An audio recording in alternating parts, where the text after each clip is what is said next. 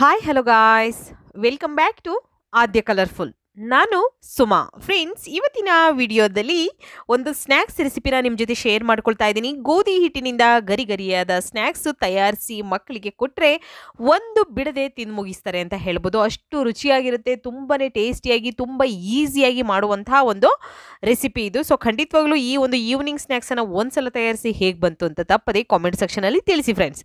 Okay, so ಇಲ್ಲಿ ನಾನು ಒಂದು ಬೌಲ್ ತೊಗೊಂಡಿದ್ದೀನಿ. ಈ ಬೌಲಿಗೆ 2 ಕಪ್ ಆಗುವಷ್ಟು ಗೋಧಿ ಹಿಟ್ಟನ್ನು ಹಾಕ್ಕೊಳ್ತಾ ಇದ್ದೀನಿ. ನಾವು ಚಪಾತಿಗೆ ಉಪಯೋಗಿಸ್ತೀವಲ್ಲ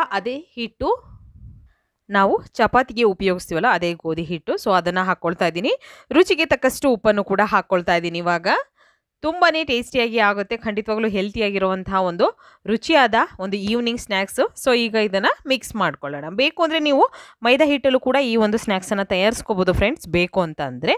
ಇಲ್ಲ ಅನ್ನೋದಾದರೆ ಗೋಧಿ ಹಿಟ್ಟಲ್ಲಿ ಮಾಡ್ಬೋದು ಖಂಡಿತವಾಗ್ಲೂ. ನಂತರ ಸ್ವಲ್ಪ ನೀರನ್ನು ಹಾಕ್ಕೊಳ್ತಾ ಹಿಟ್ಟನ್ನು ಕಲಿಸ್ಕೊಳ್ಳೋಣ. ನಾನು ಸ್ವಲ್ಪನೇ ನೀರನ್ನು ಹಾಕ್ಕೊಳ್ತಾ ಕಲಿಸ್ಕೊಳ್ತಾ ಇದ್ದೀನಿ. ನೋಡ್ಬೋದು ನೀವು, ಈ ರೀತಿ ನಾವು ಹಿಟ್ಟನ್ನು ಕಲಿಸ್ಕೋಬೇಕು. ಚಪಾತಿ ಹಿಟ್ಟಿನ ಹದಕ್ಕೆ ನಮಗೆ ಈ ಒಂದು ಹಿಟ್ಟಿದ್ರೆ ಸಾಕಾಗುತ್ತೆ. ಜಾಸ್ತಿ ತೆಳ್ಳಗೂ ಬೇಡ, ಹಾಗೆ ಜಾಸ್ತಿ ಗಟ್ಟಿ ಕೂಡ ಬೇಡ. ಓಕೆ, ಸೊ ತುಂಬಾ ಟೇಸ್ಟಿಯಾಗಿ ಈಸಿಯಾಗಿ ಆಗುವಂಥ evening snacks recipe. So friends, ನೀವೆಲ್ಲರೂ ಫಸ್ಟ್ ಟೈಮ್ ನನ್ನ ಚಾನಲ್ಗೆ ವಿಸಿಟ್ ಮಾಡಿದರೆ ಪ್ಲೀಸ್ ನನ್ನ ಚಾನಲ್ನ ಸಬ್ಸ್ಕ್ರೈಬ್ ಮಾಡ್ಕೊಳ್ಳಿ, ಹಾಗೆ ಲೈಕ್ ಮಾಡಿ ಮತ್ತು ಹೆಚ್ಚೆಚ್ಚು ಶೇರ್ ಮಾಡಿ ಫ್ರೆಂಡ್ಸ್. ಓಕೆ, ಸೊ ನಿಮಗೆ ಯಾವುದೇ ಒಂದು ಹೊಸ ರೆಸಿಪಿಗಳು ಬೇಕು ಅಂದರೆ ದಯವಿಟ್ಟು ಕಾಮೆಂಟ್ ಸೆಕ್ಷನಲ್ಲಿ ತಿಳಿಸಿ. ಖಂಡಿತ ನಿಮ್ಗೆ ಇಷ್ಟ ಆಗುವಂಥ ರೆಸಿಪಿಗಳನ್ನು ನಾನು ಆದಷ್ಟು ಶೇರ್ ಮಾಡ್ತೀನಿ. ನನ್ನ ಇನ್ನೊಂದು ಯೂಟ್ಯೂಬ್ ಚಾನಲ್ ಕೂಡ ಇದೆ, ಆದ್ಯ ಕಲರ್ಫುಲ್ ವ್ಲಾಗ್ಸ್ ಅನ್ನೋದು. ಸೊ ಖಂಡಿತವಾಗ್ಲೂ ಆ ಒಂದು ಚಾನಲ್ನ ನೋಡಿ. ಈ ಒಂದು ವಿಡಿಯೋ ಡಿಸ್ಕ್ರಿಪ್ಷನಲ್ಲಿ ಆ ಚಾನಲ್ ಲಿಂಕನ್ನು ನಾನು ಹಾಕಿರ್ತೀನಿ. ಖಂಡಿತ ನನ್ನ ಎಲ್ಲ ಚಾನಲ್ ಲಿಂಕ್ಗಳನ್ನು ಕೂಡ ನಿಮಗೆ ಸಿಗುತ್ತೆ. ಅಲ್ಲಿ ನೀವು ನನ್ನ ವಿಡಿಯೋಗಳನ್ನು ಚಾನಲ್ಗಳನ್ನು ನೋಡಿ ಸಬ್ಸ್ಕ್ರೈಬ್ ಮಾಡ್ಕೊಳ್ಳಿ ಫ್ರೆಂಡ್ಸ್. ಓಕೆ, ನಂತರ ಈಗ ನೋಡಿ, ನಾನು ಹಿಟ್ಟನ್ನು ಕಲಸಿ ಒಂದು ಸೈಡ್ ತೆಗೆದಿಟ್ಟಿದ್ದೀನಿ. ನಂತರ ಒಂದು 2 ಆಲೂಗೆಡ್ಡೆನ ಬೇಯಿಸಿ ತುರಿದು ನಾನು ಒಂದು ಬೌಲಿಗೆ ಹಾಕ್ಕೊಂಡಿದ್ದೀನಿ.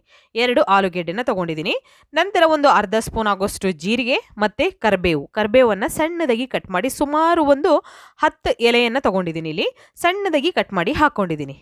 ಹಾಗೆ ಒಂದು ಹಸಿರು ಮೆಣಸಿನಕಾಯಿನ ಸಣ್ಣದಾಗಿ ಕಟ್ ಮಾಡಿ ಹಾಕ್ಕೊಂಡಿದ್ದೀನಿ. ನೋಡ್ಬೋದು ನೀವು.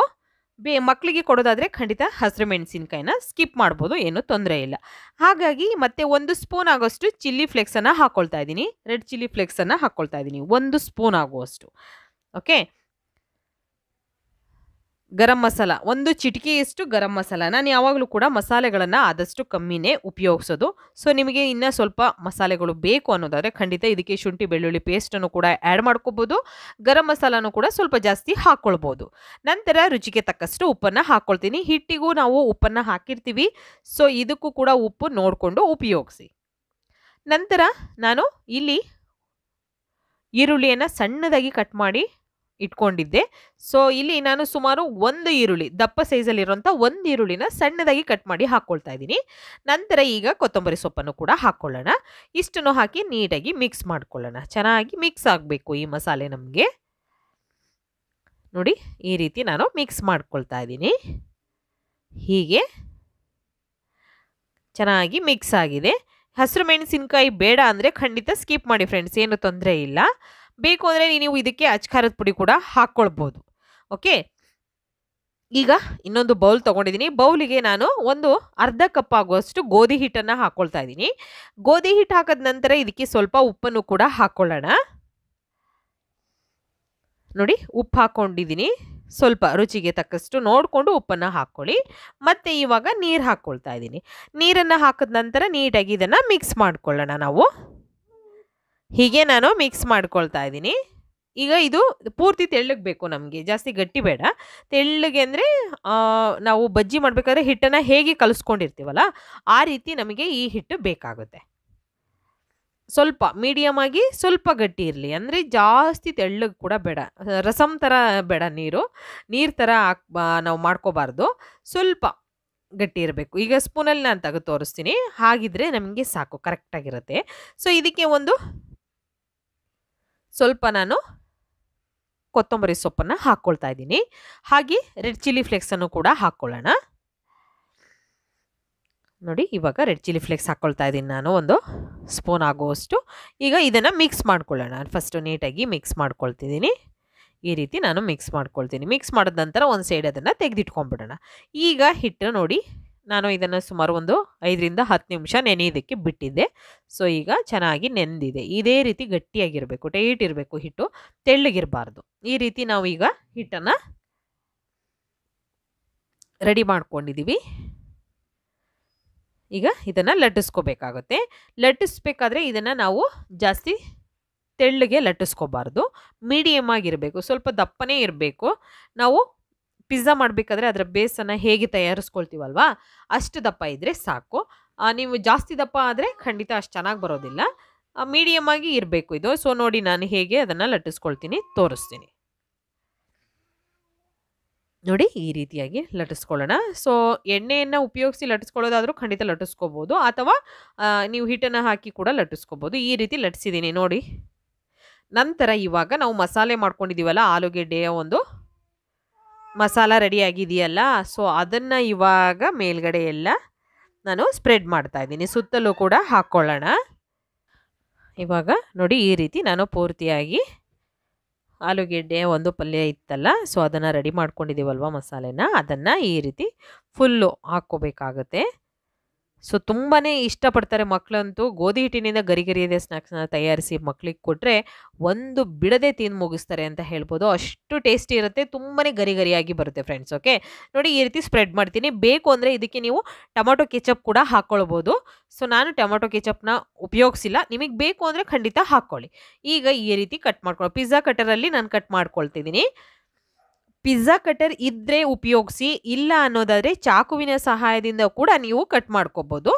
ಸೊ ನೋಡಿ ನಾನು ಪಿಜ್ಜಾ ಕಟರಿಂದ ಕಟ್ ಮಾಡ್ಕೊಳ್ತಾ ಇದ್ದೀನಿ. ಈ ರೀತಿ ಕಟ್ ಮಾಡಿದ್ದೀನಿ. ಸೊ ಈಗ ಒಂದು ಪೀಸನ್ನು ತೆಗೆದು ತೋರಿಸ್ತೀನಿ ಇದನ್ನು ಹೇಗೆ ನಾವು ತಯಾರಿಸ್ಕೋಬೋದು ಅಂತ. ನೋಡಿ ಈ ರೀತಿ ಆಗಿರುತ್ತೆ. ಅದನ್ನು ಇವಾಗ ನಾವು ಹೀಗೆ ಕ್ಲೋಸ್ ಮಾಡಬೇಕಷ್ಟೆ. ಓಕೆ ಈ ರೀತಿ ಸೈಡಲ್ಲೂ ಕೂಡ ನೀಟಾಗಿ ಅದು ಓಪನ್ ಆಗದಲ್ಲೇ ಇರೋ ಹಾಗೆ ಪ್ರೆಸ್ ಮಾಡಬೇಕು. ನೋಡಿ ಹೀಗೆ ಸೈಡಲ್ಲಿ ರೆಡಿ ಆಗುತ್ತೆ. ಈಗ ಈ ರೀತಿಯಾಗಿ ಎಲ್ಲದನ್ನು ಕೂಡ ನಾವು ರೆಡಿ ಮಾಡ್ಕೋಬೇಕಾಗುತ್ತೆ. ತುಂಬಾ ಟೇಸ್ಟಿಯಾಗಿ ಆಗುತ್ತೆ ಫ್ರೆಂಡ್ಸ್. ಖಂಡಿತವಾಗ್ಲೂ ನೀವು ಒಂದು ಸಲ ತಯಾರಿಸಿ, ನಿಮಗೆ ತಿಳಿಯುತ್ತೆ ಇದು ಎಷ್ಟು ಚೆನ್ನಾಗಿರುತ್ತೆ ಅಂತ. ನೋಡಿ ಈ ರೀತಿಯಾಗಿ ಸೈಡಲ್ಲೂ ಕೂಡ ಪ್ರೆಸ್ ಮಾಡಿ ನಾವು ನೀಟಾಗಿ ಈ ರೀತಿ ರೆಡಿ ಮಾಡಿ ಇಟ್ಕೋಬೇಕು.